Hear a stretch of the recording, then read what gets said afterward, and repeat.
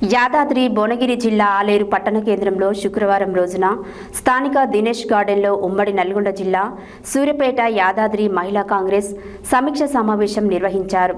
ఈ సమావేశానికి ముఖ్య అతిథిగా ఎంపీ చామల కిరణ్ కుమార్ రెడ్డి, ప్రభుత్వ విప్ ఎమ్మెల్యే బీర్లైలయ్య, రాష్ట్ర మహిళా కాంగ్రెస్ అధ్యక్షురాలు ఎర్రబెల్లి స్వర్ణక్క, తెలంగాణ మహిళా సహకార అభివృద్ధి సంస్థ చైర్పర్సన్ బండ్రు శోభారాణి, జిల్లా మహిళా కాంగ్రెస్ అధ్యక్షురాలు నీలం పద్మ ముఖ్య అతిథిగా పాల్గొని మాట్లాడుతూ రాష్ట్ర ప్రభుత్వం అమలు చేస్తున్న సంక్షేమ పథకాలు మహిళల ఆర్థిక సామాజిక అభ్యున్నతికి దోహదపడతాయని పేర్కొన్నారు. యాదాద్రి భువనగిరి జిల్లా ఆలేరు పట్టణ కేంద్రంలో శుక్రవారం స్థానిక దినేష్ గార్డెన్లో ఉమ్మడి నల్గొండ, సూర్యాపేట, యాదాద్రి మహిళా కాంగ్రెస్ సమీక్షా సమావేశం నిర్వహించారు. ఈ సమావేశానికి ముఖ్య అతిథిగా ఎంపీ చామల కిరణ్ కుమార్ రెడ్డి, ప్రభుత్వ విప్ బీర్లైలయ్య, రాష్ట్ర మహిళా కాంగ్రెస్ అధ్యక్షురాలు ఎర్రబెల్లి స్వర్ణక్క, తెలంగాణ మహిళా సహకార అభివృద్ధి సంస్థ చైర్పర్సన్ బండ్రు శోభారాణి, జిల్లా మహిళా కాంగ్రెస్ అధ్యక్షురాలు నీలం పద్మ ముఖ్య అతిథిగా పాల్గొని మాట్లాడుతూ రాష్ట్ర ప్రభుత్వం అమలు చేస్తున్న సంక్షేమ పథకాలు మహిళల ఆర్థిక సామాజిక అభ్యున్నతికి దోహదపడుతున్నాయని పేర్కొన్నారు. మహిళలు రాజకీయ, సామాజిక, ఆర్థిక రంగంలో మరింత ముందుకు రావాలని తెలిపారు. కాంగ్రెస్ పార్టీ బలోపేతంలో మహిళల పాత్ర ఎంతో కీలకమని అన్నారు.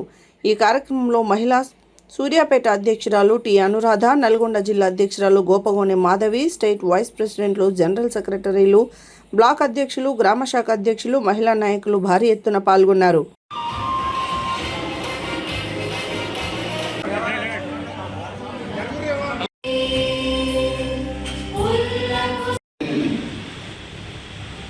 ఏప్రిల్లో పెట్టినటువంటి సభలో మహిళా రిజర్వేషన్ గురించి చర్చ వచ్చింది. ముఖ్యంగా మీ అందరికీ ఈరోజు ఒక చిన్న సూచన ఇవ్వదలుచుకున్నాం. మొన్న పెట్టినటువంటి మహిళా రిజర్వేషన్ బిల్లుని దాంతోపాటు డీలిమిటేషన్ బిల్లు కూడా క్రోడీకరించి బీజేపీ ఒక కుట్రపూర్వితంగా మహిళా రిజర్వేషన్ బిల్లుకు కాంగ్రెస్ పార్టీ మరియు ఇండియా అలయన్స్ నాయకులు వ్యతిరేకమని చెప్పే ప్రయత్నం చేసింది. వాళ్ళ రాజకీయం ఏంటంటే వెస్ట్ బెంగాల్ ఎన్నికలల్లో, తమిళనాడు ఎన్నికలల్లో కాంగ్రెస్ పార్టీతో పాటు మమతా బెనర్జీ, డిఎంకే పార్టీ ఇవన్నీ కూడా మహిళా బిల్లుకు వ్యతిరేకిస్తున్నారని చెప్పి నినాదంతో ప్రచారంలోకి పోవాలని 18వ తారీఖు నుంచి నరేంద్ర మోడీ గారు 3 రోజులు బ్రహ్మాండమైన ప్రచారం చేసి భారతదేశంలో ప్రజలను కన్ఫ్యూజ్ చేసాడు. ఏమనంటే కాంగ్రెస్ పార్టీ మహిళా బిల్లుకు వ్యతిరేకమని. వాస్తవంగా మీరు ఎక్కడైనా ఎప్పుడైనా మాట్లాడితే ఈ సబ్జెక్ట్ చాలా ఇంపార్టెంట్. ఎందుకంటే మీరు ఊర్లలో కానీ ఎక్కడ పోయినా ఒక లైన్ చెప్పాలి.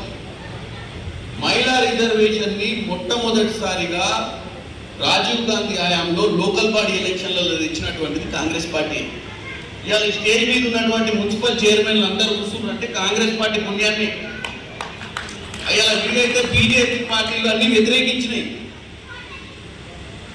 మహిళా బిల్లు తేవాలన్నా వద్దా లోకల్ బాడీలు అని చెప్పి ఆ రోజు మార్గరెట్ అల్వా గారితో ప్రత్యేక కమిటీ వేసి దేశవ్యాప్తంగా తీర్పించి ఎట్టి పరిస్థితుల్లో మహిళలకు అవకాశాలు వస్తలేవు.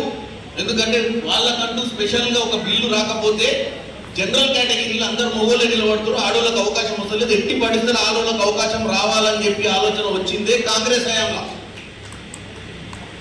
ఈ విషయం మనం చెప్పాల్సిన అవసరం ఉంది. కోటి మంది మహిళలు పోటీ చేయాలనే లక్ష్యంతో మన ప్రభుత్వం ముందుకు పోతుంది.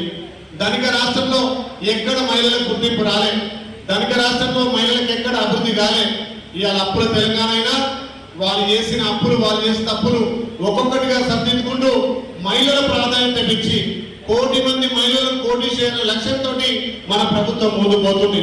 మొన్ననే చూసిరు, ఏంటైనా వానైనా లెక్క చేయకుండా మా మహిళా మండలకు బస్సులు, మండలానికి ఒక బస్సు ఇవ్వాలనే ఉద్దేశంతో మొన్న రేవంత్ అన్న వానలో కూడా మహిళల కోసం బస్సులు ఇనాగ్రేషన్ చేసి మీకు చెప్పిండు.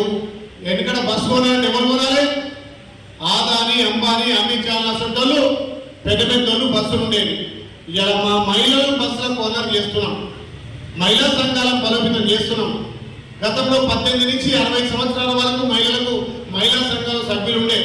కానీ మన ప్రభుత్వం వచ్చిన తర్వాత ఎక్కువ మహిళా సంఘాలు బలోపేతం చేయాలి, వాళ్లకు వడ్డీ లేని రుణాలు ఇవ్వాలి, వాళ్ళ కాళ్ళ మీద వాళ్ళు నిలబడాలని చెప్పి 15 సంవత్సరాల పాపకాంచెల 65 సంవత్సరాల అవ్వ వరకు కూడా మహిళా సంఘాల్లో ఇవాళ సభ్యత్వం ఇచ్చి మహిళా సంఘాలను బలోపేతం చేసి ధనిక రాష్ట్రంలో ఇటువంటి వడ్డీ లేని వాళ్ళు కావచ్చు, మీరు కట్టిన వడ్డీకి తిరిగి మీ ఖాతాలో వేసింది కాంగ్రెస్ పార్టీ, గౌరవ ముఖ్యమంత్రి రేవంత్ అన్న.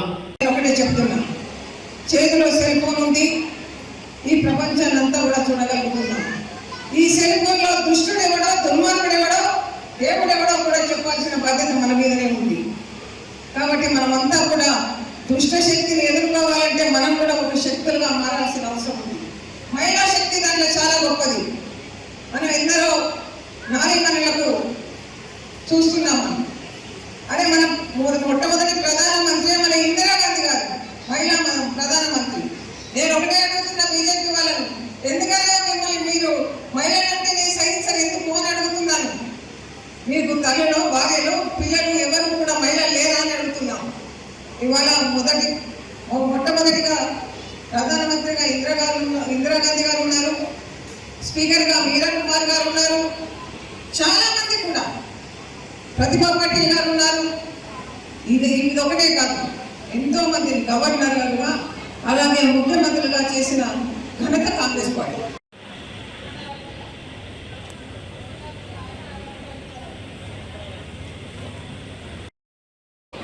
మహిళా